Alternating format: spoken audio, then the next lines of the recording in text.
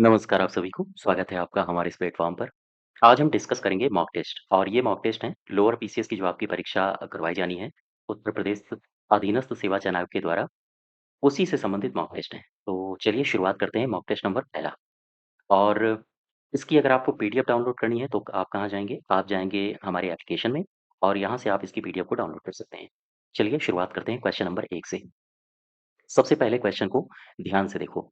कह रहा है कि स्तूपों के संदर्भ में निम्नलिखित कथनों पर विचार कीजिए और निम्नांकित में से सही विकल्प को चुनिए। पहला स्टेटमेंट को ध्यान से देखो। कह रहा है स्तूप शब्द एक वास्तुशिल्प शब्द है और इसका अर्थ होता है वह चीज को किस संचय के माध्यम से बनाई गई हो।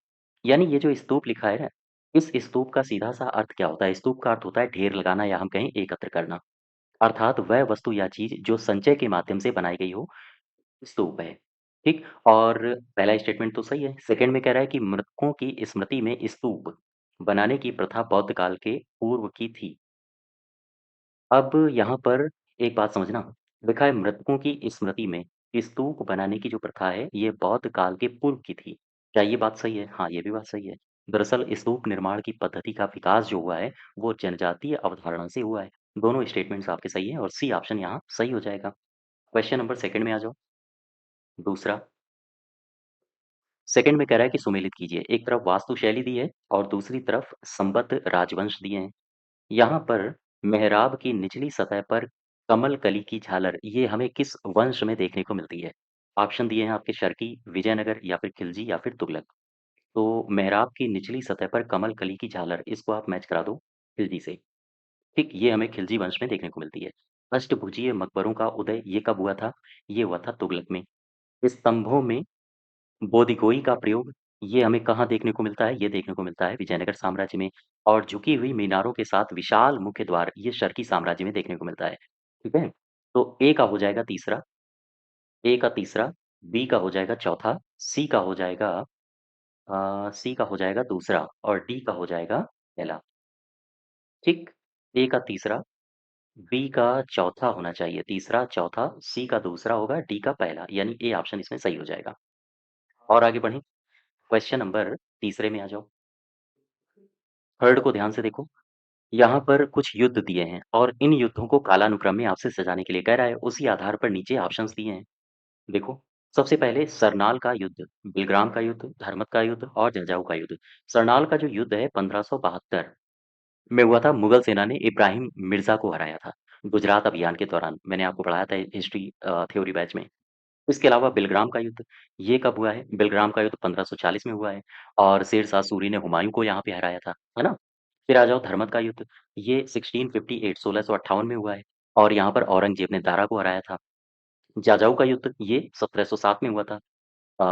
उत्तराधिकार का युद्ध माना जाता है और बहादुर शाह प्रथम और मोहम्मद आजम शाह के मध्य हुआ था। ये आपने पढ़ा होगा। तो ये ऑप्शंस ये युद्ध के ईयर्स हैं। इस आधार पर अब आपको मैच कराना है, ठीक है? और आगे बढ़ो। क्वेश्चन नंबर 4 में, अब यहाँ भी आपसे कालानुक्रम में पूछ रहा है, ऐसे सवालों को करने के लिए आपको सबसे पहले ईयर्स पता होने चाहिए। बिना ईयर्स के आप नहीं कर पाओगे। Cabinet mission, Simon commission, Cripps mission, Poona pact. मुझे बताओ ये कब-कब हुआ था? यानी कैबिनेट मिशन कब आया था? साइमन कमीशन कब आया था? पूना पैक्ट कब हुआ था? और क्रिप्स मिशन कब आया था? तो सबसे पहले तो साइमन कमीशन देख लो। ये आया था 1927 में, 1927। फिर आ जाओ आप पूना पैक्ट के पास, 1932 1932 में हुआ था अम्बेडकर साहब और गांधी जी के मध्य। इसके अलावा क्रिप्स मिशन आया था, ये 1942 में 1942 में, जब सेकेंड वर्ल्ड वॉर चल रहा था। अब आ जाओ कैबिनेट मिशन के पास, 1946, यही वो मिशन है जिससे भारत की संविधान सभा बनी थी। ठीक है? ये ईयर्स दिए हैं, अब आप आराम से मैच करा सकते हो। क्वेश्चन नंबर 5 में आ जाओ, पाँचवां। फिफ्थ में कह रहा है गांधी जी के सिद्धांत के अनुसार, गौर करना जरा, निम्न में से कौन सा एक कथन सही नहीं है? ये कह रहा है गांधी जी के सिद्धांत के अनुसार कौन सा एक कथन सही नहीं है? सत्याग्रही का उद्देश्य शत्रु को पराजित करना होता है। गांधी जी ने ये नहीं कहा था, ये आंसर गलत है। सत्याग्रही का अस्त्र होता है अहिंसा, ये बिल्कुल सही है। सत्याग्रही को अपने संकल्प में दृढ़ विश्वास होना चाहिए, ये भी सही है। और सत्याग्रही को विरोधियों के प्रति द्वेष भाव नहीं रखना चाहिए, ये भी सही है। ये ऑप्शन गलत हो जाएगा। सत्याग्रही का उद्देश्य शत्रु को पराजित करना होता है। इसके अलावा अच्छा ये पूछ क्या रहा था आपसे? कह रहा है कौन सा कथन सही नहीं है? तो आंसर हो जाएगा ए ऑप्शन। 6 में आ जाओ। सूची 1 और सूची 2 यहाँ पर अब आपको मैच कराना है। देखो, सूची 1 में दिया है संविधान के भारत के संविधान के लक्षण और सूची 2 में दिया है कहाँ से ये ग्रहीत किए गए हैं यानी कहाँ से लिए गए हैं। फंडामेंटल राइट्स, मूल अधिकार लिए गए हैं अमेरिका से। गौर करते जाना। इसके अलावा यहाँ पर लिखा है आपात उपबंध, ये जर्मनी से ले लो आप इनको, यानी ए का हो जाएगा दूसरा और बी का हो जाएगा संसदीय शासन प्रणाली, इसको यूके कर दो। ठीक है, यूके से लिया गया है तो बी का हो जाएगा पहला, सी का हो जाएगा चौथा और डीपीएस भी ये है राज्य के नीति निर्देशक तत्व, इसको ले लो आयरलैंड से, यानी डी का हो जाएगा तीसरा। ठीक, इस आधार पे अब आप मैच करा देना। क्वेश्चन नंबर 7 में आ जाओ। सातवां क्या कह रहा है? सूची 1 सूची 2 दिए हैं, मैच करा डालो। एक तरफ संस्थान दिए हैं, दूसरी तरफ अनुच्छेद दिए हैं। कौन सा अनुच्छेद है जो वो किस संस्थान से संबंधित है? पहला ऑप्शन है भारत का नियंत्रक और महालेखा परीक्षक। इसको आप कहाँ से मैच कराओगे? ये है CAG, controller and auditor general of India. ये है आर्टिकल 280 तो नहीं है लेकिन 148 है। तो ए का हो जाएगा तीसरा। फाइनेंस कमीशन ये कहाँ पर है? ये आपको 280 मिलेगा, आर्टिकल 280 में, तो बी का हो जाएगा दूसरा। सी में आ जाओ, प्रशासनिक अधिकरण कहाँ मिलेगा? ये मिलेगा आर्टिकल 323 का ए। ठीक है, संघ लोक सेवा आयोग कहाँ मिलेगा? आर्टिकल 315 में। तो डी का हो जाएगा पहला। इस आधार पे अब आप मैच करा लेना। मैं चलता हूँ अगले क्वेश्चन की तरफ। सवाल नंबर 8 देखो। कह रहा है भारतीय संविधान मौलिक अधिकारों पर औचित्यपूर्ण प्रतिबंध का प्रावधान करता है। ठीक है, किंतु औचित्य को ध्यान में रखना चाहिए कि सामान्य जन का हित संरक्षित हो। हाँ, बिल्कुल सही है। विद्यमान सामाजिक मूल्य एवं सामाजिक आवश्यकताएं अवरोध ना हो, ये भी बात सही है। राज्य के नीति निर्देशक सिद्धांतों को नजरअंदाज किया जा सकता है, ऐसा कुछ नहीं है। आप नजरअंदाज नहीं कर सकते हो। सामूहिक हित बृहत्तर नहीं है, ये भी गलत है। एक और दो केवल सही होना चाहिए, ये ऑप्शन 8वें का ए। अब आ जाओ 9th में। 9th क्या कह रहा है? ध्यान से देखो इसको भी। कह रहा है राष्ट्रपति का जो निर्वाचक मंडल होता है, यानी राष्ट्रपति को निर्वाचित कौन करते हैं, उसमें कौन-कौन मेंबर्स होते हैं, कहाँ-कहाँ, किस-किस संस्था के सदस्य होते हैं, ये सवाल पूछ रहा है। निर्वाचक मंडल के सदस्य कौन होते हैं? संसद के दोनों सदनों के निर्वाचित सदस्य होते हैं क्या? बिल्कुल, ये बात सही है। ठीक है, दोनों सदनों को ले लो लेकिन वहाँ से निर्वाचित सदस्यों को ही लेना है आपको। फिर सेकंड में आ जाओ। राज्य विधानमंडलों के दोनों सदनों के निर्वाचित सदस्य, देखो अब यहाँ पर कह रहा है कि राज्य विधानमंडल, विधानमंडल का मतलब हो गया विधानसभा भी और विधान परिषद भी, जबकि राष्ट्रपति के निर्वाचन में विधान परिषद का क्या काम है? विधानसभा होना चाहिए। सेकंड गलत हो जाएगा। थर्ड में आ जाओ। सभी राज्यों की विधानसभाओं के निर्वाचित सदस्य, हाँ, ये बात सही है। विधानसभाओं के निर्वाचित, ठीक है? दिल्ली और पांडिचेरी विधानसभाओं के निर्वाचित सदस्य, ये भी बात सही है। तो 1, 3 और 4 सही होना चाहिए। 9th का हो जाएगा, 9th का just wait 1, 3 and 4, 1, 3 and 4, D option सही हो जाएगा। क्लियर हो गई? और आगे बढ़ें, 10th में आ जाओ। 10 कह रहा है कि भारत की संसद किसके या किनके द्वारा मंत्रिपरिषद के कृत्यों के ऊपर नियंत्रण रखती है? स्थगन प्रस्ताव के माध्यम से भी रखती है, मैंने आपको डिटेल में पढ़ाया हुआ है। प्रश्नकाल क्या होता है? अनुपूरक प्रश्न क्या होते हैं? इन तीनों के माध्यम से रखती है। तो 1, 2 एंड 3 यानी डी ऑप्शन सही हो जाएगा 10वें का। ठीक है? मैं लिए चलता हूँ आपको क्वेश्चन नंबर 11 में। ध्यान से देखो। कह रहा है कौन सी योजना शहरी अधोसंरचना के विकास के लिए घोषित की गई नई योजना नहीं है? स्वच्छ Bharat mission, heritage city development and augmentation योजना, हृदय जिसको कहते हैं, स्मार्ट सिटी योजना या फिर डिजिटल भारत योजना। ये डिजिटल भारत का संबंध है भारत को डिजिटली इक्विप्ड करना। डी ऑप्शन गलत हो जाएगा 11 का। ठीक है, डिजिटल भारत योजना। अगर आपसे पूछे कि मुझे बताओ डिजिटल भारत योजना, ये तारीख है 1 जुलाई 2015। 1 जुलाई 2015 से डिजिटल इंडिया योजना शुरू करी गई थी भारत में। इसको भी याद रखना, पूछा जा सकता है। अब आ जाओ 12 में, 12 नंबर। निम्नलिखित तुलना के आधार पर हिमालयी नदी की प्रायद्वीपीय नदियों से तुलना कीजिए। कर लो भाई। एक तरफ हिमालय की नदियां हैं, हिमालयन रिवर्स, और एक तरफ है पेनिसुलर रिवर्स, प्रायद्वीप की नदियां। तो हिमालय से निकलने वाली जो नदियां होती हैं, मैंने आपको बताया था कि ये हिमालय की चोटियों से आ रही हैं। तो वहाँ है ग्लेशियर्स, और वो ग्लेशियर से आ रही हैं, तो इसका मतलब ये बारहमासी बहेंगी। लेकिन जो पेनिसुला यानी कि प्रायद्वीप से निकलने वाली नदियां होती हैं, वो बारिश पर निर्भर करती हैं, तो ये बारहमासी नहीं होती हैं। पढ़ो स्टेटमेंट पहला। अधिकांश हिमालयी नदियां बारहमासी हैं, जबकि प्रायद्वीपीय नदियां वर्षा पर निर्भर करती हैं। बिल्कुल सही बात है।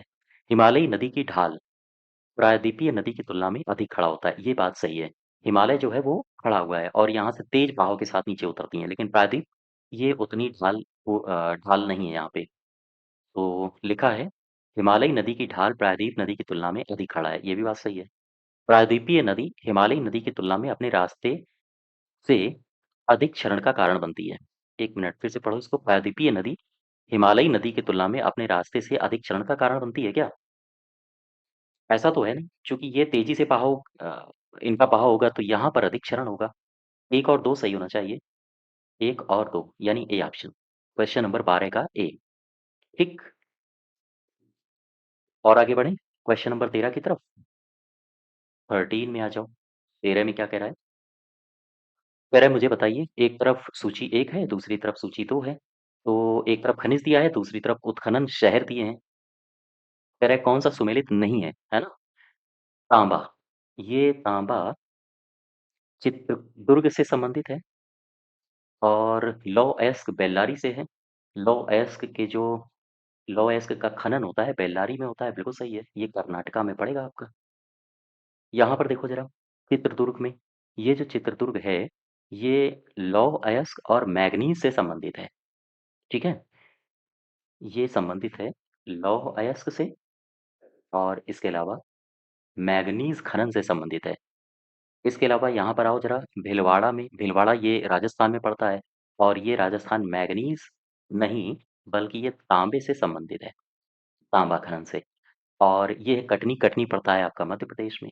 तो ये बॉक्साइट से संबंधित है, बॉक्साइट खनन, है ना? कटनी भी बॉक्साइट से संबंधित है और कौन-सा मैच था? बेल्लारी, ये लौह-अयस्क से संबंधित है, जबकि चित्रदुर्ग ये लौह और मैंगनीज़ से संबंधित है और भीलवाड़ा में यहाँ पर तांबे का खनन होता है, ठीक है? इस प्रकार से आप मैच करा लेना। क्वेश्चन नंबर 13 के बाद हम आपको लिए चलते हैं 14 में, ध्यान से देखो। एक तरफ तीर्थ स्थान दिए हैं, दूसरी तरफ उनकी अवस्थिति, यानी कि कौन-सा तीर्थ स्थान किन पहाड़ियों पर स्थित है? ये आपसे पूछ रहा है।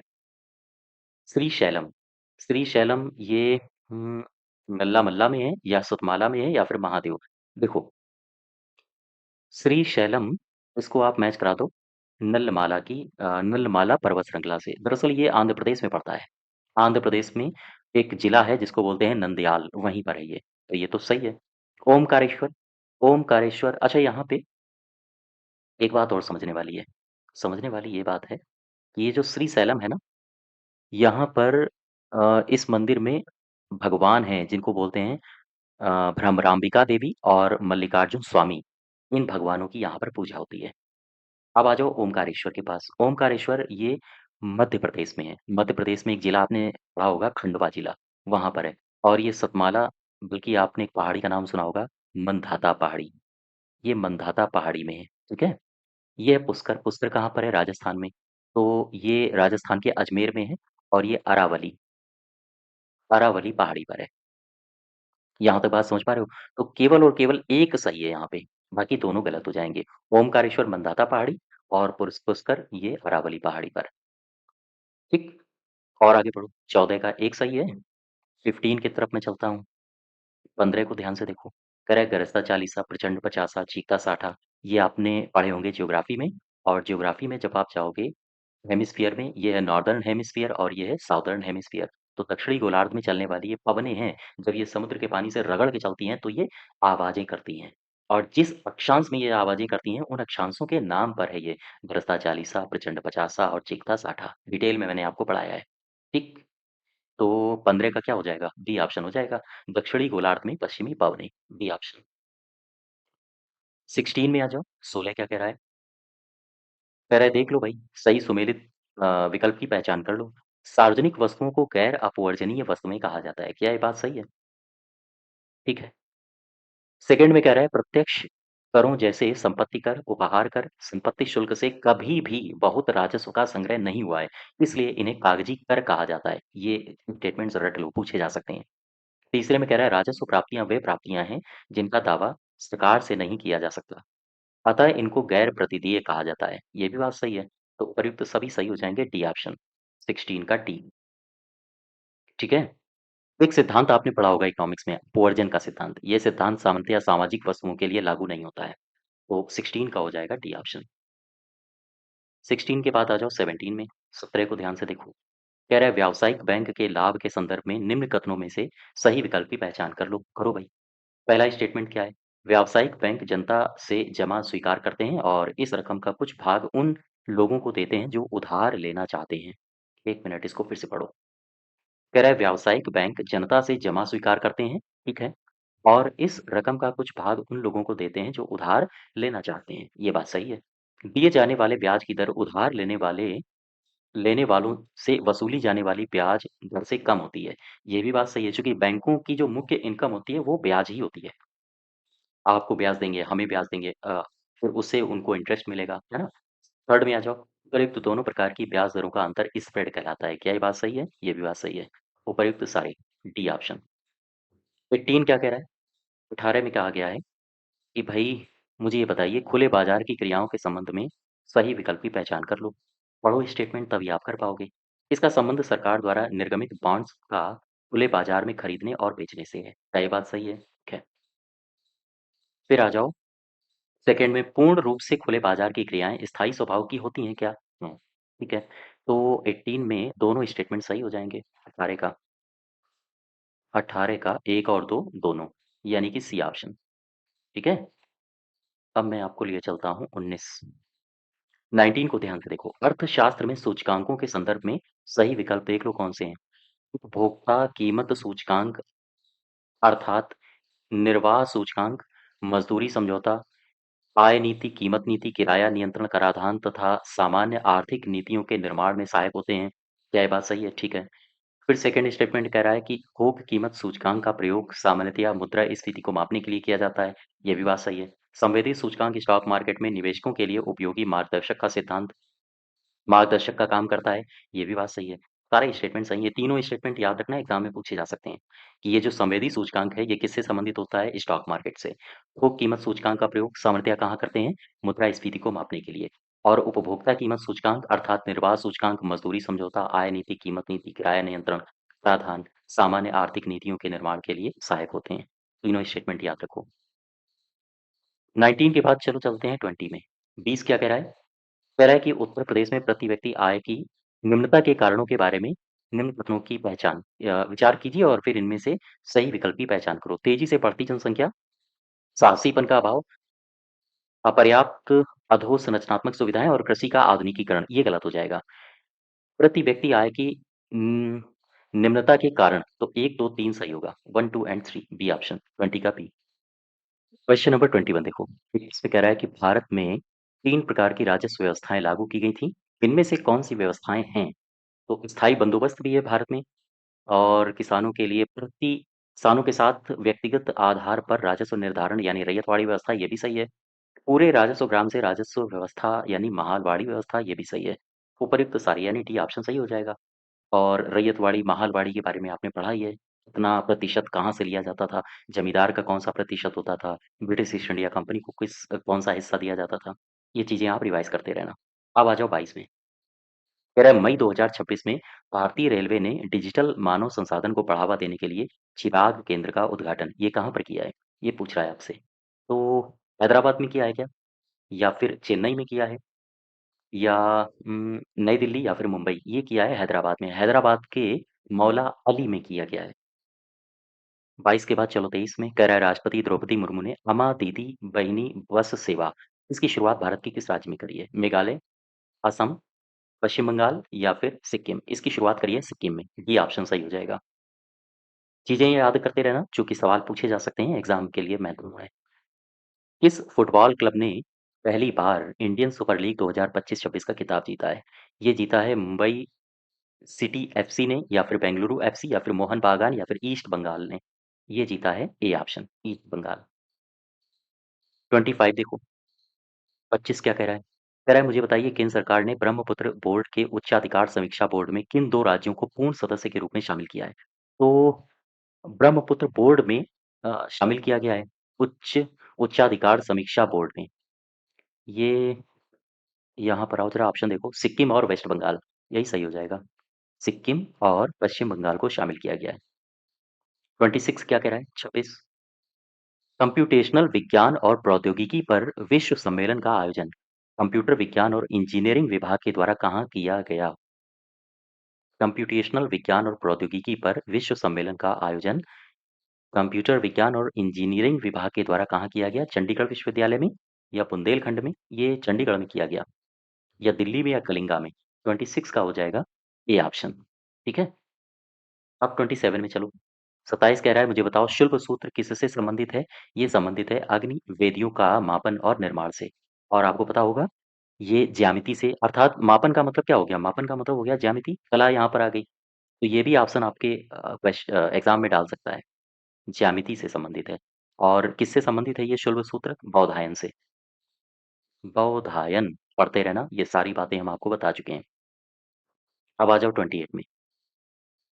कह रहा है वैज्ञानिक और औद्योगिक अनुसंधान परिषद के पदेन अध्यक्ष कौन होते हैं? बताओ भाई। प्रधानमंत्री जी होते हैं।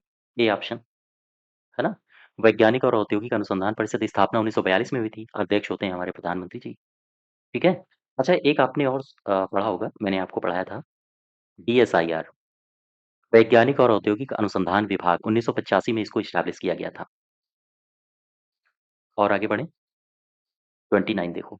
29 में कह रहा है कि मेगा साइंस विजन 2035 रिपोर्ट के संबंध में सही विकल्प की पहचान कर लो। यह भारतीय जलवायु अनुसंधान समुदाय द्वारा तैयार किया गया व्यापक रोड मैप है। बिल्कुल ठीक है। भारतीय विज्ञान संस्थान बंगलुरु इसकी नोडल संस्था है। ये भी बात बिल्कुल सही है। 29 के दोनों कथन सही हो गए। और क्या ऑप्शन दिया है तीसरा? तीसरे में कह रहा है कि इसका उद्देश्य भारत में जलवायु अनुसंधान के भविष्य के मार्ग प्राथमिकताओं और आशाओं और आकांक्षाओं की रूपरेखा तैयार करना है। ये भी बात सही है। डी ऑप्शन सही होना चाहिए 29 का, है ना?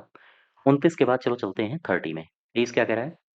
विज्ञान और प्रौद्योगिकी के विकास के संबंध में सही विकल्प देख लो कौन सा है। इसके बाद पहचान करो। मोबाइल फ़ोन का आविष्कार किया था मार्टिन कूपर ने। मोबाइल फ़ोन का आविष्कार मार्टिन कूपर ने किया है, बात सही है। टेलीविज़न का विकास जेल बेयर्ड ने किया है, ये भी बात सही है। ब्लूटूथ का विकास बी फ्रैंकलिन ने नहीं किया है, ये गलत हो जाएगा। इसका विकास किया है हार्टसन ने। और ये किसके नामकरण पर है? हेराल्ड ब्लाटेंट। ये सवाल हाल ही में पूछा गया था, डेनमार्क और नॉर्वे के ये राजा थे। तो ये गलत हो जाएगा, 1 और 2 सही होगा, बी ऑप्शन, 30 का बी। ठीक है? क्वेश्चन नंबर 31 देखो। 31 में कह रहा है भारत की अंतरिक्ष अर्थव्यवस्था के संबंध में सही विकल्प की पहचान कर लो। भारत की अंतरिक्ष अर्थव्यवस्था का वर्तमान मूल्य 8 अरब डॉलर है और वैश्विक अंतरिक्ष अर्थव्यवस्था में इसकी हिस्सेदारी 2 से 3% है। ये बात सही है। फिर आगे कह रहा है कि 2030 तक इसकी वैश्विक स्तर पर हिस्सेदारी 2% तक पहुँचाना है। अरे भाई अभी 2% के आसपास है, तो यहाँ गलत हो जाएगा। और 2030 तक की अगर हम बात करें तो लगभग 8 गुना करना है। सॉरी 8 गुना बोल दिया, 5 गुना करना है। इसका मतलब हो जाएगा 8 से लेकर 10% तक ये हिस्सेदारी पहुँचाना है। सेकंड गलत है। फिर कह रहा है तीसरे में न्यू स्पेस इंडिया लिमिटेड और इन स्पेस ने निजी निवेश के लिए एक मजबूत ढांचा तैयार किया है। ये बात सही है। 1 और 3 सही होना चाहिए। यहाँ पर सी ऑप्शन। ठीक है? सी ऑप्शन ठीक होगा। और और आगे बढ़ें? अच्छा यहाँ एक बात और याद रखना 2023 ये वर्ष 2023 संबंधित है भारतीय भारतीय अंतरिक्ष नीति से। तो आपसे पूछा जाए कि ये नीति कब आई थी? ये ईयर याद रखना। ठीक। क्वेश्चन नंबर 31 इसमें फिर से देख लो, एक बात याद रखना, ये लिखा है 2%, यहाँ पर 5 गुना की वृद्धि की बात की जा रही है, भारत सरकार की तरफ से। 2% तो नहीं होगा, 8 से लेकर 10% होना चाहिए, ठीक है? 31 के बाद चलो चलते हैं 32 में। 32 में कह रहा है कि हाल ही में चर्चा में रहे एक्सपेंडेबल टर्बोजेट इंजन के संबंध में गलत विकल्प की पहचान कर लो। करो भाई। लिखा है IIT मद्रास की गैस टरबाइन रिसर्च एस्टेब्लिशमेंट, इसका फुल फॉर्म याद रखना। GTRE का। ये लिखा है गैस टरबाइन रिसर्च एस्टेब्लिशमेंट द्वारा इस इंजन को डिजाइन किया गया था। ये गलत है। यहाँ पर IIT मद्रास गलत हो जाएगा। IIT मद्रास नहीं होगा, बल्कि ये किसके द्वारा तैयार किया गया है, डिजाइन किया गया है? ये DRDO का है। DRDO। तो पहला ऑप्शन गलत हो गया। फिर कह रहा है ये 350 किलोग्राम थ्रस्ट क्लास वाला पहला स्वदेशी एक्सपेंडेबल टर्बो जेट इंजन है। ये सही होगा। तो केवल और केवल दूसरा बी ऑप्शन सही होगा। 32 का बी। ठीक है। एक मिनट एक मिनट एक मिनट एक मिनट, मैंने गलत कर दिया। क्वेश्चन को ध्यान से ऐसे ही समझना, ऐसे गलत होते हैं। सवाल आता आता गलत हो जाएगा। यहाँ कह रहा है कि गलत विकल्प का चयन करना है और हमने सही विकल्प का चयन कर लिया। गलत एक है, ये वाला सही होगा। ठीक है। ऐसी छोटी छोटी गलतियां देखनी है आपको। एग्ज़ाम हॉल में ऐसी गलतियाँ नहीं होनी चाहिए। 33 देखो, DTIS, ये लिखा है DTIS, ये एक योजना है। ध्यान देना, इसको बोलते हैं DTIS। का पूरा नाम आपसे पूछे तो बताओगे डिफेंस टेस्टिंग इंफ्रास्ट्रक्चर स्कीम। लिख लेना, डिफेंस टेस्टिंग इंफ्रास्ट्रक्चर स्कीम। इसके संबंध में कौन-सा विकल्प सही है, ये पूछ रहा है आपसे। सबसे पहला स्टेटमेंट पढ़ो। रक्षा क्षेत्र के लिए अत्याधुनिक परीक्षण अवसंरचना के निर्माण के लिए 400 करोड़ रुपए की परिव्यय वाली रक्षा परीक्षण अवसंरचना योजना DTIS को शुरू किया गया था। क्या ये बात सही है? हाँ। DTIS का शुभारंभ 15 मई 2022 को हुआ था क्या? नहीं, ये गलत है। 8 मई 2020 से इसको शुरू किया गया था। ठीक है? तो दूसरा गलत है, पहला सही है। कह रहा है कि सही विकल्प की पहचान करो। एक सही हो जाएगा। आगे बढ़ें। 33 के बाद चलो चलते हैं 34 में। 34 में कह रहा है कि डिजिटल व्यक्तिगत डेटा संरक्षण अधिनियम 2023, जिसे कहते हैं DPDP एक्ट के अंतर्गत डेटा फिड्यूसरी द्वारा अनुपालन न करने पर अधिकतम कितना रुपया जुर्माना लगाया जा सकता है? अगर आपसे पूछिए अधिकतम कितना रुपया जुर्माना लगाते हैं, तो आप बताओगे 250 करोड़ रुपए। कन्फ्यूज़ मत होना, भूलना नहीं। और आगे बढ़ें। 35 देखो।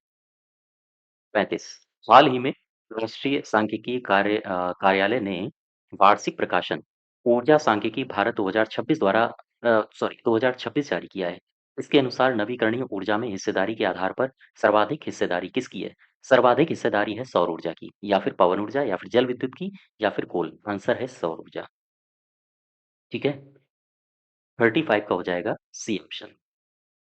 35 का सी। अच्छा, एक काम करते हैं, थोड़ा सा ऊपर चलो, 34 में आ जाओ। 34 में आपसे एक सवाल और पूछेगा। कौन-सा? आपसे पूछेगा, मुझे ये बताओ, ये जो DPDP है, जिसको बोलते हैं डिजिटल व्यक्तिगत डेटा संरक्षण अधिनियम, इससे संबंधित जो नियम हैं, वो नियम कब अधिसूचित किए गए हैं? तो तारीख याद रखना, 11 नवंबर 2025। 2025 इससे संबंधित नियम अधिसूचित किए गए थे। ये डेट आपके लिए महत्वपूर्ण है। और आगे बढ़ें। यहाँ पर 35 में मुझे एक सवाल और बता दो। हालाँकि मैंने पढ़ा हुआ है, ये सतत विकास लक्ष्य आपने पढ़े होंगे। तो सतत विकास लक्ष्य में मुझे बताओ, कौन-सा ऐसा गोल है, कौन से नंबर का गोल है जो स्वच्छ ऊर्जा से संबंधित है? क्या बता सकते हो? गोल नंबर है 7, सतत विकास लक्ष्य का लक्ष्य नंबर 7। अब आ जाओ क्वेश्चन नंबर 36 में। स्विस चीज़ में बड़े छिद्र किसके कारण होते हैं? Carbon dioxide. एक जीवाणु जो कार्बन डाइऑक्साइड की एक बड़ी मात्रा का उत्पादन करता है। सी ऑप्शन सही हो जाएगा। 36 का सी। अब यहाँ भी 37 में स्विस चीज़ से संबंधित सवाल है। कह रहा है स्विस चीज़ में बड़े क्षेत्रों के उत्पादन के पीछे का कारण क्या होता है? तो अभी मैंने आपको बताया था, ट्राइकोडर्मा पॉलीस्पोरम द्वारा CO2 और H2 की बड़ी मात्रा का उत्पादन, ये होता है क्या? या फिर CO2 की बड़ी मात्रा का उत्पादन होता है शर्मनाई के द्वारा। ये बात सही है, डी ऑप्शन याद रखना। 38 क्या कह रहा है? 38 सही विकल्प देख लो कौन-सा है? विज्ञान और प्रौद्योगिकी विभाग के मोहाली स्थित नैनो विज्ञान एवं प्रौद्योगिकी संस्थान के वैज्ञानिकों की टीम ने सोने और पैलेडियम नैनो कणों तथा प्रकाश अवशोषित अणु BODPI को मिलाकर एक ऐसा नैनो कंपोजिट विकसित किया है जो प्रकाश संचालित अ, उत्प्रेरक के रूप में कार्य करता है। ठीक है? सेकंड कह रहा है, यह संकर पदार्थ प्रकाश ऊर्जा का उपयोग करके रासायनिक अभिक्रियाओं को पारंपरिक उत्प्रेरकों की तुलना में अधिक कुशलता से गति प्रदान करता है। ये भी बात सही है। नैनो टेक्नोलॉजी का जो पिताजी हैं, लिनस पॉलिंग्स को कहा जाता है। क्या ये बात सही है? नैनो टेक्नोलॉजी का फादर लिनस को कहा जाता है, ये गलत है। तीसरा गलत हो जाएगा। 1 और 2 सही होना चाहिए, डी ऑप्शन 38 का। ठीक है? 38 का 1 और 2। अब यहाँ पर लिखा है नैनो टेक्नोलॉजी, इससे संबंधित 2 वैज्ञानिकों के मैं नाम मैंने आपको बताए थे। एक तो बताया था रिचर्ड रिचर्ड फेनमैन, इन्हें कहा जाता है पिता। और नैनो टेक्नोलॉजी किसने शब्द दिया है, तो आप बताओगे तानीगुची।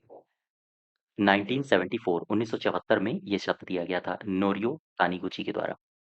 ठीक है? तो 38 का 1 और 2। 38 के बाद चलो चलते हैं 39 में। ध्यान से देखो।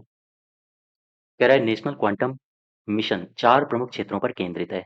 निम्नलिखित में से कौन से क्षेत्र इसके अंतर्गत नहीं आते हैं? क्वांटम कंप्यूटिंग है, बिल्कुल सही है। क्वांटम संचार है, ये भी सही है। क्वांटम मेमोरी इसके अंतर्गत नहीं आता है, ना ही क्वांटम मार्केट आता है, तो एक और दो केवल सही है 39 का। ठीक है। अच्छा, ये तो हो गए। यहाँ पर लिखा है चार प्रमुख क्षेत्र, तो दो एक्स्ट्रा कौन से हैं? तो तीसरा कौन सा है? दो तो ये हो गए, क्वांटम कंप्यूटिंग, क्वांटम संचार। बाकी के दो कौन से हैं? बाकी के दो हैं, एक को बोलते हैं क्वांटम मेट्रोलॉजी, मेट्रोलॉजी, और चौथे को बोलते हैं क्वांटम, क्वांटम सामग्री और उपकरण। ये चार हैं टोटल। अब आ जाओ 40 में। 40, 40 में कह रहा है अंतर्राष्ट्रीय थर्मोन्यूक्लियर प्रायोगिक रिएक्टर, ITER, इसका पूरा नाम याद रखना। ठीक है।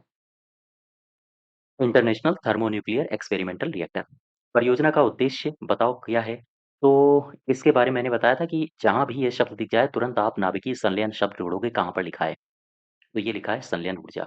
डी ऑप्शन सही हो जाएगा। अंतर्राष्ट्रीय थर्मोन्यूक्लियर प्रायोगिक रिएक्टर परियोजना का उद्देश्य क्या है? बड़े पैमाने पर और कार्बन मुक्त स्रोत के रूप में संलयन ऊर्जा। डी ऑप्शन सही हो जाएगा। ठीक। अब आ जाओ 41 में। कह रहा है मुझे ये बताइए, वासेनार अरेंजमेंट के संदर्भ में सही विकल्प की पहचान कर लो। भारत वर्ष 2017 में एक सदस्य के रूप में इसमें शामिल हुआ था। ठीक है। भारत की इसमें सदस्यता का तात्पर्य है यह है कि इसे दोहरे उपयोग वाली प्रौद्योगिकी धारक के रूप में मान्यता प्राप्त है। ये भी बात सही है। सचिवालय इसका न्यूयॉर्क में थोड़े ना है, तो कहाँ है सचिवालय इसका? वियना में है। वियना बोले तो ऑस्ट्रिया। तो इसमें तीसरा गलत हो जाएगा, एक और दो सही होगा। ठीक है। एक और दो, ये ऑप्शन। मैं चलता हूँ आपको लेके 42 में। 42 क्या कह रहा है? साइंस एंड टेक विज्ञान प्रौद्योगिकी दिवस के अवसर पर किस शहर में विज्ञान तक 2026 का आयोजन किया गया? बता दो आप। नई दिल्ली में हुआ है, या हैदराबाद में, या नोएडा में, या फिर लखनऊ में? कहाँ पर हुआ है? नई दिल्ली में। ये ऑप्शन सही हो जाएगा। राष्ट्रीय प्रौद्योगिकी दिवस कब मनाते हैं पता है आपको? 11 मई, याद रखना। 43, 43rd क्या कह रहा है? कह रहा है निम्नलिखित में से बताओ भाई, कौन है जो दागों और भूल जाओ रणनीति पर काम करता है? बता सकते हो आप? नाग, ये प्रक्षेपास्त्र है। ये ऑप्शन 43 का। ठीक है। अब आ जाओ 44 में। 44 क्या कह रहा है? यूरेनियम 235 के एक परमाणु विखंडन के बाद अवमुक्त ऊर्जा बताओ कितनी होती है? 200 MeV। D option. 44 के बाद चलो चलते हैं 45 में। लिथियम आयन बैटरी के विकास के लिए किसे नोबेल पुरस्कार से सम्मानित किया गया था? विंगटी हैम है, गुड इनफ है, और योशिनो है। ये तीनों है। डी ऑप्शन सही हो जाएगा। 45 का डी। और 2019 में इनको नोबेल पुरस्कार मिला था। ठीक है। 46 क्या कह रहा है? शानदार सवाल है, इंपॉर्टेंट है, रट लो एज इट इज। नवीन और नवीकरणीय ऊर्जा मंत्रालय ने 2030 तक 100 गीगावाट पवन ऊर्जा क्षमता हासिल करने के लक्ष्य को पूरा करने के लिए किस पोर्टल को शुरू किया है? बताओ। मारुत, WT मारुत। और हमारे जो मंत्री हैं प्रहलाद जोशी जी, हालांकि अब तो ये शिक्षा मंत्री भी बन गए हैं, तो इन्होंने इसको शुरू किया था, नवीकरणीय ऊर्जा मंत्री ने। और इसको बोलते हैं पवन टरबाइन आपूर्ति बंधन श्रृंखला। क्वेश्चन नंबर 47 में आ जाओ। मिशन लाइफ को कब शुरू किया गया था? 20 अक्टूबर सन 2022 में। क्या ये बात सही है? हाँ। और ये जो लाइफ है ना, इसका पूरा नाम होता है life style for environment. Life style for environment. 48 क्या कह रहा है? भारतीय मूल के किस इतिहासकार को the burning earth and environmental history of the last 500 years नामक पुस्तक के लिए ब्रिटिश एकेडमी पुस्तक पुरस्कार 2025 से सम्मानित किया गया है? बता सकते हो आप?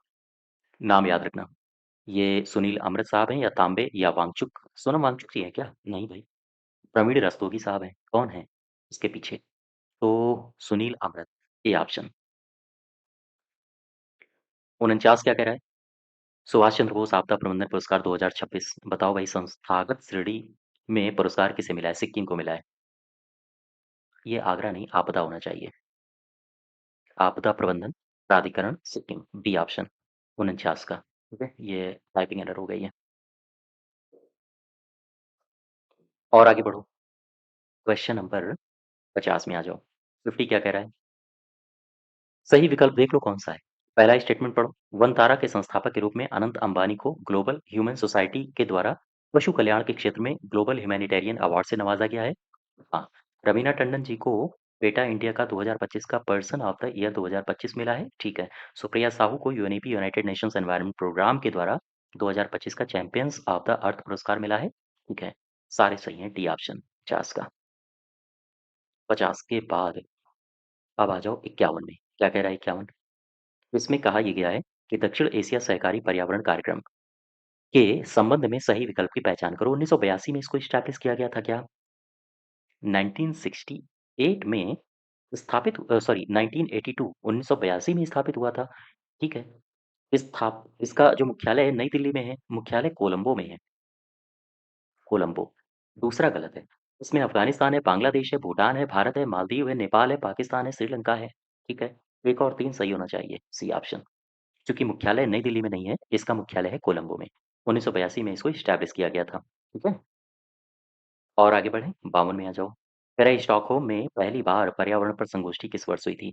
1968। देखो प्रस्तावित पूछ रहा है, तो आंसर होगा 1968। 1968 में स्वीडन में पहली बार स्टॉकहोम सम्मेलन पर विचार रखा गया था और चूंकि स्वीडन में रखा गया था इसी वजह से इसको स्वीडिश इनिशिएटिव भी कहा जाता है। इनिशिएटिव, ठीक है। बात समझ पा रहे हो? तो 1968 सही होगा। इसके बाद फिर यहाँ का विचार था और इसके बाद फिर इम्प्लीमेंट होता है स्टॉकहोम।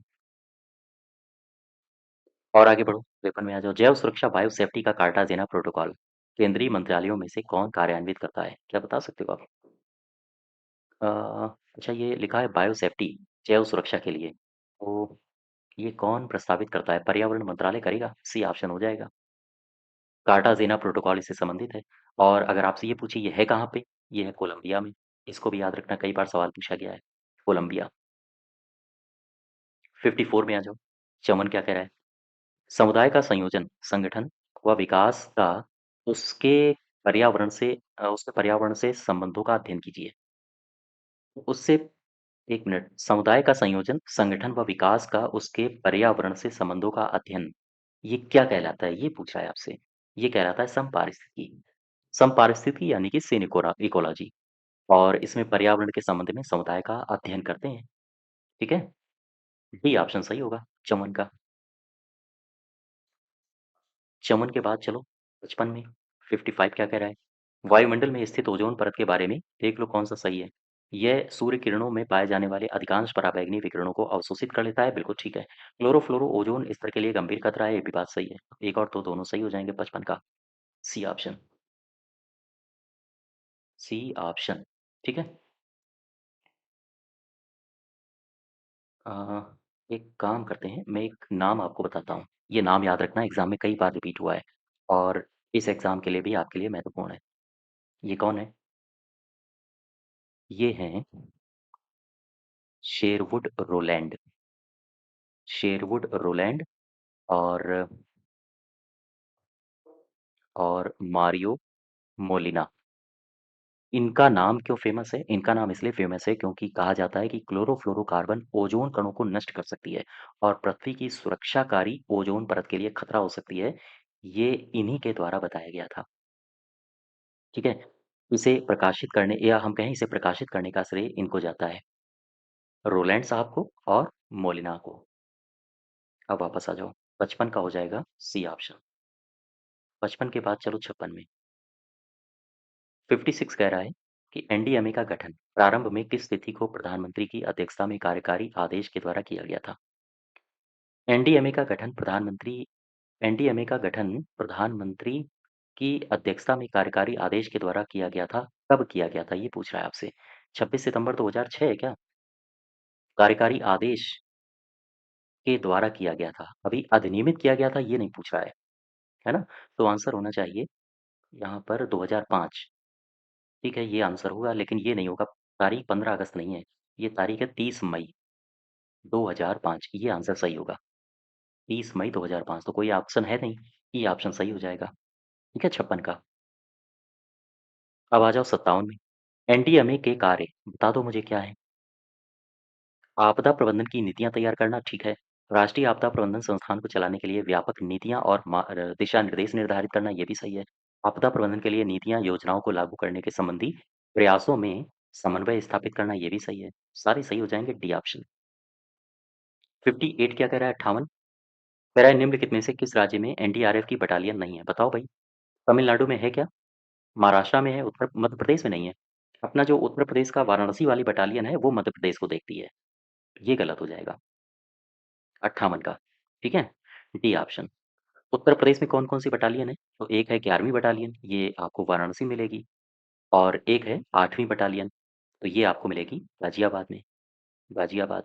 और अच्छा इनके रीजनल सेंटर्स भी पूछे जाते हैं आपसे।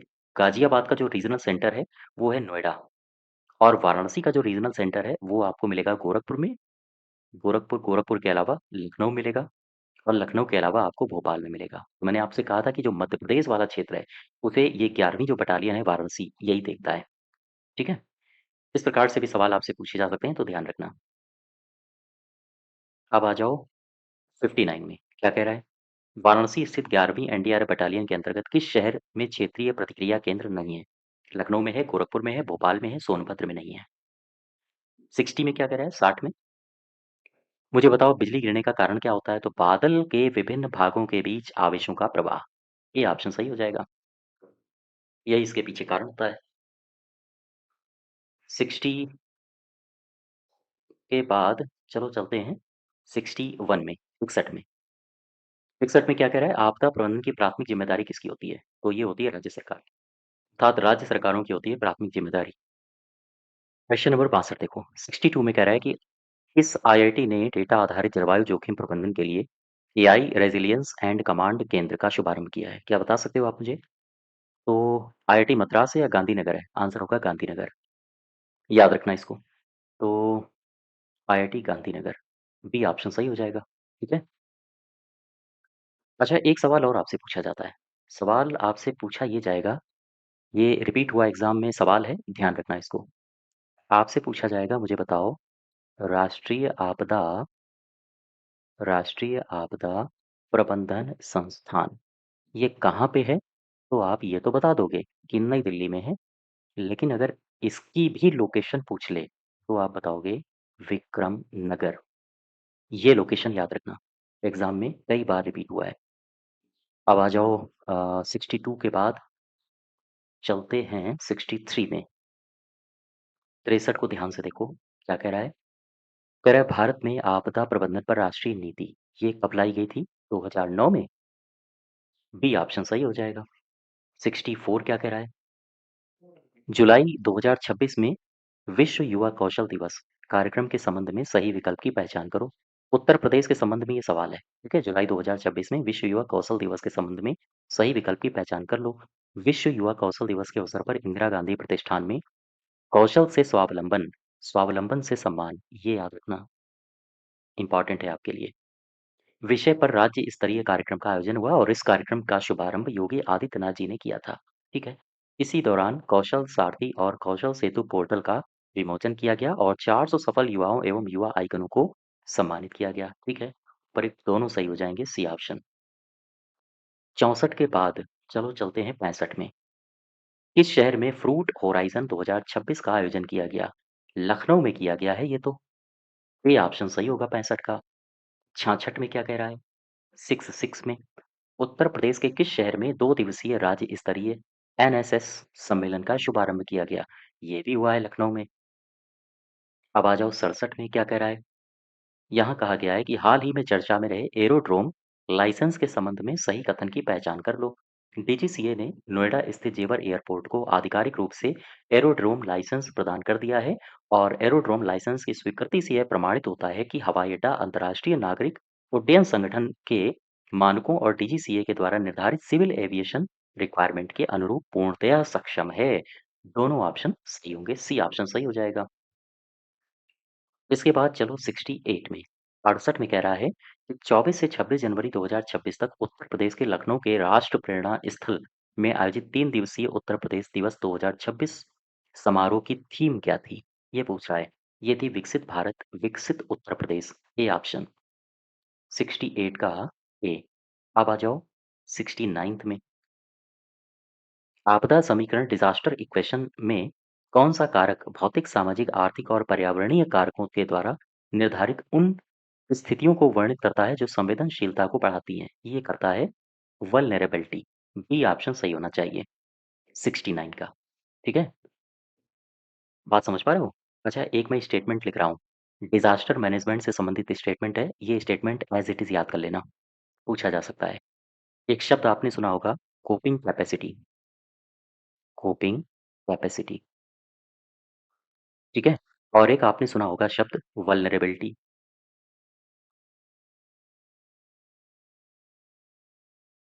एबिलिटी। ये दोनों शब्द सुने, कोपिंग कैपेसिटी, वल्नरेबिलिटी, इनकी परिभाषाएँ मैंने आपको बताई भी हैं। तो अब मुझे ये बताओ कि कोपिंग कैपेसिटी जितनी अधिक होगी, वल्नरेबिलिटी का क्या प्रभाव पड़ेगा? Coping capacity. यहाँ पर मुझे ये बताइए कि ये जो कोपिंग कैपेसिटी लिखा है, अगर आपसे कहे कि मुझे बताओ कोपिंग कैपेसिटी जितनी ज़्यादा होगी, वल्नरेबिलिटी पर क्या प्रभाव पड़ेगा? ध्यान दो, कोपिंग कैपेसिटी जितनी ज़्यादा होगी, वल्नरेबिलिटी उतनी ही कम होगी। यानी ये अगर ज़्यादा हो रही है, तो फिर ये उतनी ही कम होती है। इन दोनों में जो रिलेशन होता है वो इनवर्स का होता है। 69 का हो जाएगा बी। इसके अलावा 70 में आ जाओ। आईएसडीआर का पूरा नाम मुझे बता दो। आईएसडीआर को बोलते हैं international strategy for disaster reduction. 1999 में ये आया था कॉन्सेप्ट। तो इंटरनेशनल स्ट्रेटजी यानी अंतरराष्ट्रीय रणनीति किसके लिए? आपदा न्यूनीकरण के लिए। बी ऑप्शन सही हो जाएगा। ठीक है? 71 देखो, कह रहा है मुझे बताओ उत्तर प्रदेश स्टार्टअप नीति 2026 के अंतर्गत सही विकल्प की पहचान कर लो। करो भाई। यह नीति अधिसूचना की तिथि से 5 सालों के लिए अवधि के लिए लागू की गई है। क्या ये बात सही है? ठीक है। इसमें 5 प्रमुख स्तंभ हैं। इस नीति के 5 प्रमुख स्तंभ हैं, 5 नहीं है। यहाँ पर है 6 प्रमुख स्तंभ। ये गलत हो जाएगा। 5 सालों में 20 नए सेंटर ऑफ एक्सीलेंस की स्थापना की जाएगी, ऐसा लक्ष्य निर्धारित किया गया है। ये भी सही है। 1 और 3 सही होना चाहिए। ठीक है? इसके 6 प्रमुख स्तंभ हैं। 6 प्रमुख स्तंभों में जैसे इंफ्रास्ट्रक्चर डेवलपमेंट, ये पहला स्तंभ हो गया, फंडिंग सपोर्ट दूसरा स्तंभ है, तीसरा है टैलेंट डेवलपमेंट, चौथा है इंडस्ट्री कनेक्ट, पाँचवाँ है इकोसिस्टम प्रमोशन, छठा है सिस्टम स्ट्रेंथनिंग। ये टोटल 6 स्तंभ हैं। और आगे बढ़ो, 72 में आ जाओ। फिर क्या कह रहा है? 72 में कहा गया है, मुझे बताओ उत्तर प्रदेश इलेक्ट्रॉनिक्स घटक विनिर्माण नीति 2025 की कुल अवधि क्या है? 6 साल है। B option. 72 के बाद चलते हैं 73 में। कह रहा है चंद्रप्रभा वन्यजीव अभयारण्य के बारे में देख लो कौन सा सही है। राजदरी और देवदरी प्रभात इसी अभयारण्य में है क्या? हाँ। इस अभयारण्य की स्थापना एशियाई शेरों के संरक्षण के लिए की गई थी क्या? हाँ, बिल्कुल सही है। चंद्रप्रभा बहराइच में नहीं है। फिर कहाँ है? ये पड़ेगा आपको चंदौली में। और चंदौली में पड़ेगा वो तो ठीक बात है। कौन सी पर्वतमाला में पड़ेगा? विंध्य पर्वतमाला। विंध्य पर्वतमाला। ठीक है। क्योंकि नाम चंदौली है, चंदौली में है और ये नाम है चंद्रप्रभा। इसको कहते हैं चंद्रमा की चमक। आपसे पूछा जाए कि चंद्रमा की चमक वाला वन्यजीव अभयारण्य ये कहाँ पर पड़ता है? तो यहीं पर है, चंदौली जिला विंध्य पर्वतमाला में। बात समझ पा रहे हो? 73 के बाद चलो हम आपको लिए चलते हैं 74 में। 74 बिल्कुल इजी है, अगर आपने स्टैटिक जीके पढ़ी है तो आराम से कर दोगे। 84 गुंबद कहाँ पर है? तो बताओ। जालौन में। जालौन। ठीक है। ये गुंबद लगभग 60 फीट ऊंचाई वाला है। और आगे बढ़ो, 75 के पास चलो। कह रहा है मुझे बताओ अमेठी के बारे में। अमेठी जिला उत्तर प्रदेश में लखनऊ मंडल में आता है। गलत है, लखनऊ मंडल में नहीं, बल्कि ये आता है अयोध्या मंडल में। अयोध्या मंडल, फैजाबाद मंडल। दूसरे में कह रहा है, पहला गलत हो गया। दूसरे में कह रहा है कि गौरीगंज नगर अमेठी जिले का मुख्यालय है और ये उत्तर प्रदेश का 72वां जिला था। बिल्कुल सही है। इसका गठन 1 जुलाई 2010 को सुल्तानपुर की 3 तहसीलें रायबरेली की एक तहसील को अलग करके बनाया गया था।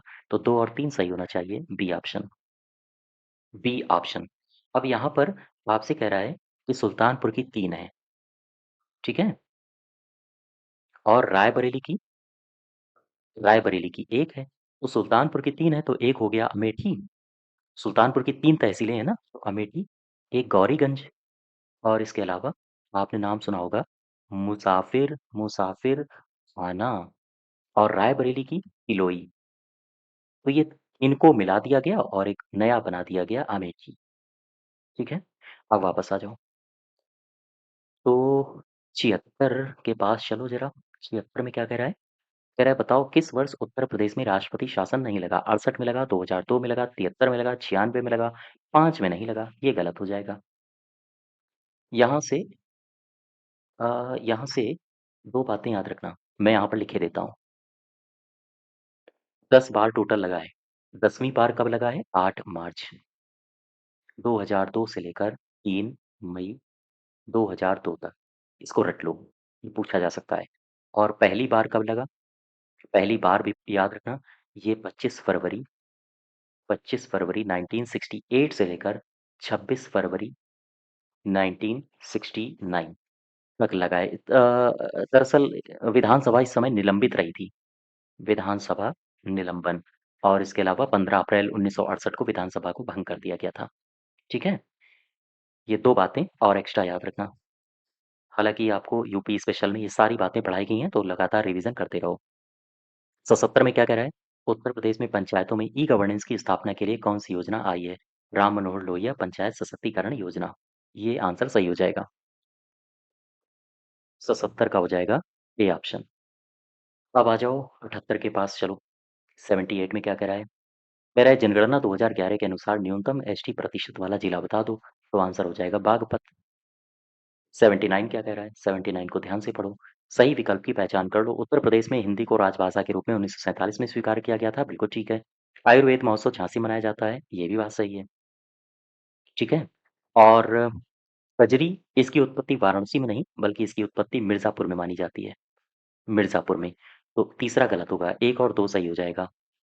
ठीक है। अच्छा यहाँ तो आपने हिंदी बता दिया। मुझे बताओ उर्दू को दूसरी राजभाषा के रूप में कब मान्यता मिली थी? 1989। 1989 में दूसरी राजभाषा उर्दू बनाई गई थी। और आगे बढ़ो, सी में आ जाओ।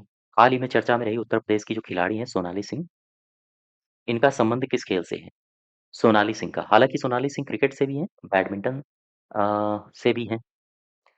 तो हाल ही में चर्चा में रही हैं ये बैडमिंटन की सोनाली सिंह चर्चा में रही हैं। और इनका संबंध क्रिकेट से भी है।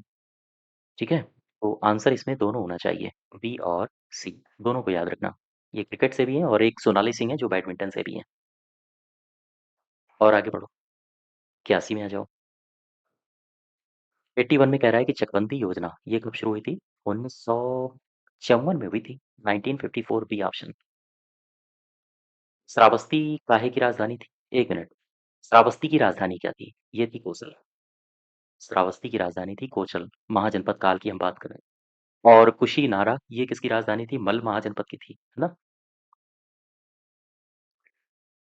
यूपी एसआईडीए की एक प्रमुख परियोजना दिबियापुर प्लास्टिक पार्क ये कहाँ पर है? औरैया में। यूपी एसआईडीए। दरअसल आपने नाम सुना होगा UP एसआईडीसी, Uttar Pradesh state industrial development corporation, 1961 में बना था। उर्दू अदब की नया दौर अत्यधिक लोकप्रिय पत्रिका है। इसे प्रदेश का कौन सा विभाग प्रकाशित करता है? रट लो, पूछा जा सकता है। सूचना और जनसंपर्क विभाग। 85 क्या कह रहा है? 85 कह रहा है कि कौन सा विकल्प बताओ सुमेलित नहीं है। मोतीलाल नेहरू मेडिकल कॉलेज प्रयागराज 1961, हृदय रोग संस्थान 1975, बाबा राघवदास मेडिकल गोरखपुर कॉलेज गोरखपुर 1969, जेके कैंसर 1960 गलत हो जाएगा। ये 1956 है, 1956 कानपुर का है ये। 86 क्या कह रहा है? मुझे बताओ एमएस वर्ड में हैंगिंग इंडेंटेशन ये क्या होता है? पैराग्राफ की दूसरी और उसके बाद की सभी पंक्तियों की वैल्यू, इंडेंट वैल्यू पहली पंक्ति से अधिक होना, ये ठीक है। दरअसल हैंगिंग इंडेंट पैरा की पहली लाइन को छोड़कर शेष सभी लाइनों का इंडेंट से संबंधित होता है। पैरा की पंक्ति केंद्र से अलाइंड होती है और शेष जस्टिफाइड होती हैं। पैराग्राफ की अंतिम पंक्ति का दाहिना किनारा केंद्र से दूर होता है। पैराग्राफ की सभी पंक्तियां पैराग्राफ की अंतिम और पहली पंक्ति से अधिक इंडेंट होती हैं। ये ऑप्शन सही हो जाएगा 86 का। 86 के बाद चलो चलते हैं 87 में। ध्यान से देखो। कह रहा है निम्नलिखित में से कौन सा ईमेल में जीयूआई आधारित यूजर एजेंट का उदाहरण है? नेटस्केप है। याद रखो। नेटस्केप और भी है जैसे आउटलुक है, आउटलुक एक्सप्रेस जिसे कहा जाता है। आमतौर पर ये चित्र बटन और आइकन्स का उपयोग करते हैं, इस्तेमाल करते हैं। 88 में क्या कह रहा है? निम्नलिखित में से किस वैज्ञानिक ने कैलकुलेटिंग मशीन का निर्माण किया है जो हड्डियों से बनी थी? John Napier. आपने नाम सुना होगा नेपियर बोन्स, है ना? वो नेपियर साहब का ही है। फिर कह रहा है कि सभी कंप्यूटरों मेन फ्रेम हो, मिनी हो या फिर माइक्रो हो, इनमें क्या होना चाहिए? एएलयू होना चाहिए, नियंत्रण यूनिट होनी चाहिए, प्राथमिक भंडारण होना चाहिए, सारे डी ऑप्शन सही हो जाएगा। 90 क्या कह रहा है? 90 सुमेलित कर लूँ? पिक्सेल इमेज की सबसे छोटी इकाई होती है। हाँ, बिल्कुल सही है। रेज़ोल्यूशन ये रैम का वर्गीकरण नहीं है। रेज़ोल्यूशन स्क्रीन पर दिखने वाले पिक्सेल्स की संख्या को बताता है।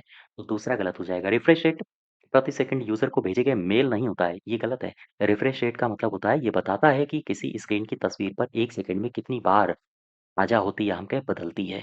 तो ये भी गलत है। फ्लिकरिंग स्क्रीन झिलमिलाने की प्रक्रिया को कहते हैं। तो 1 और 4 सही होगा, सी ऑप्शन। अब आ जाओ 91 में। कियान भी कह रहा है कि विंडोज़ 10 में आपको अपने कंप्यूटर और क्लाउड के बीच फ़ाइलों को सिंक करने की अनुमति देता है ताकि आप फ़ाइलों को कहीं से भी एक्सेस कर सकें। ये कौन होता है? इसे कहते हैं one drive. C option, one drive रट लीजिए इसको। 92 क्या कह रहा है? 92 कह रहा है कि निम्नलिखित में से कौन सबसे अच्छा वर्णन करता है डेटा को एक विशेष कोडित रूप में संग्रहित और प्रसारित की एक विधि ताकि केवल वे ही इसे पढ़ और संसाधित कर सकें जिनके लिए यह अभिप्रेत है। इसमें डेटा की एन्कोडिंग, डिकोडिंग शामिल होती है। इसे कहते हैं क्रिप्टोग्राफी। 92 का सी ऑप्शन। एन्कोडिंग और डिकोडिंग की बात आ गई है, आंसर हो जाएगा क्रिप्टोग्राफी। 93 क्या कह रहा है? कह रहा है बताओ यहाँ पर कौन-सा विकल्प आ जाएगा? और वो एक प्रकार की डिजिटल इमेज है जो छोटे रेक्टेंगुलर पिक्सल या फिर पिक्चर एलिमेंट्स का उपयोग करती है, जो एक इमेज को दर्शाने के लिए ग्रिड फॉर्मेशन में व्यवस्थित होती है। तो जैसे ही आ जाए ग्रिड फॉर्मेशन में व्यवस्थित होती है, एक इमेज को दर्शाने के लिए ग्रिड फॉर्मेशन में व्यवस्थित होती है। आंसर होगा रास्टर ग्राफिक्स। याद रखो, ए ऑप्शन। और इसे एक नाम और दिया जाता है, ये नाम भी याद रखना, इसे कहा जाता है बिटमैप इमेज। इसे बिटमैप इमेज भी कहा जाता है, ठीक है? 93 के बाद चलो 94 में। 94 कह रहा है कि मुझे बताओ एफक्यूडीएन का पूरा नाम क्या है? तो बता दो। एफक्यूडीएन इसको बोलते हैं अ, FQDN file qualified division name. Name तो सही है, एन डिवीज़न, ये डिवीज़न गलत होगा। डीएन का मतलब होता है डोमेन नेम, तो ये गलत हो गया। ये सही हो सकता है आंसर, ये भी गलत हो गया और ये सही हो सकता है। तो अब ये लिखा है एफक्यू, एफक्यू बोलते हैं फ्रीक्वेंसी क्वेरी, नहीं गलत है। Fully qualified domain name, D option सही हो जाएगा, ठीक है? अच्छा इसको एक नाम और दिया जाता है, इसे कहा जाता है एब्सोल्यूट, इसे एब्सोल्यूट डोमेन नेम भी कहा जाता है, इसको भी याद रखना, कभी-कभी सवाल आपसे पूछ सकता है। एब्सोल्यूट डोमेन नेम किसे कहा जाता है? 95 के पास चलें? कह रहा है मुझे बताओ कौन-सी केबल कीबोर्ड का उपयोग करके अ, उपयोग करके सीधे टास्क मैनेजर यानी टास्क मैनेजर खोलने के लिए शॉर्टकट कुंजी पूछ रहा है आपसे। तो ये होता है control shift ESC, D option. फिर और आगे बढ़ो 96 के पास चलो। कह रहा है एमएस एक्सेल 365 में 2 दशमलव स्थानों के साथ करेंसी फॉर्मेट को लागू करने के लिए इस शॉर्टकट का इस्तेमाल किया जाता है। करेंसी फॉर्मेट आ गया ना, डॉलर ले लो, कंट्रोल शिफ्ट डॉलर। और आगे बढ़ो 97 क्या कह रहा है?